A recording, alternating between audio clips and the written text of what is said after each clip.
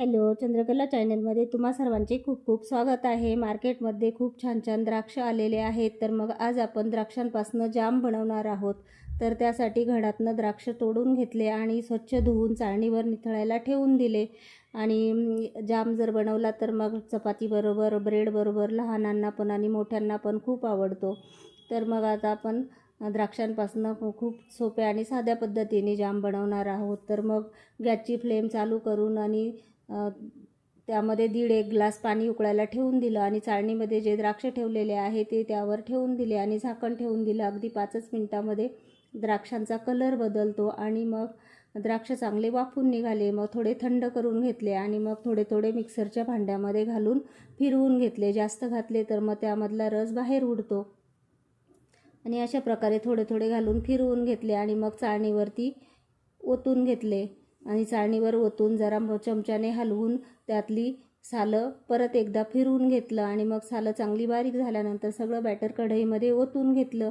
गॅसची फ्लेम चालू केली आणि जोरात गॅसवरती कढईमध्ये गरगर फिरवून घेतलं। त्यामध्ये एक दालचिनीचा तुकडा आणि मसाल्याची विलायची घालून घेतली आणि जरा घट्टसरपणा यायला लागला की मग आपण साखर घालून घ्यायची। जर आपल्या आवडीप्रमाणे साखर घालून घ्यायची। कोणाला जास्त गोड आवडतं, कोणाला कमी गोड आवडतं।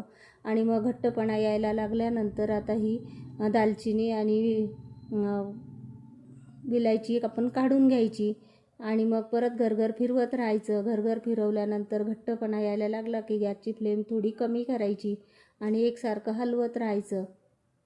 अगदी 7-8 मिनिटांमध्ये चांगलं घट्ट होतं आणि मग घट्टपणा आल्यानंतर भरपूर प्रमाणामध्ये घट्ट झालं की मग गॅसची फ्लेम बंद करायची आणि थोडं थंड होऊन द्यायचं।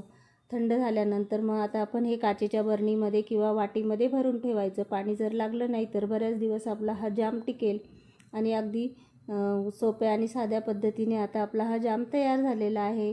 तर मग आता आपण हा एका काचेच्या बरणीमध्ये भरून घेऊ आणि मग थंड झाल्यानंतर बरणीला झाकण लावून घ्यायचं। पाण्याचा हात लागू द्यायचा नाही। मग अशा प्रकारे अगदी सोप्या साध्या पद्धतीने आपण द्राक्षांपासून जाम बनवलेला आहे। तर तुम्ही पण बनवा आणि व्हिडिओ आवडला असेल तर लाईक करा, शेअर करा, सबस्क्राईब करा आणि कॉमेंट करा। धन्यवाद।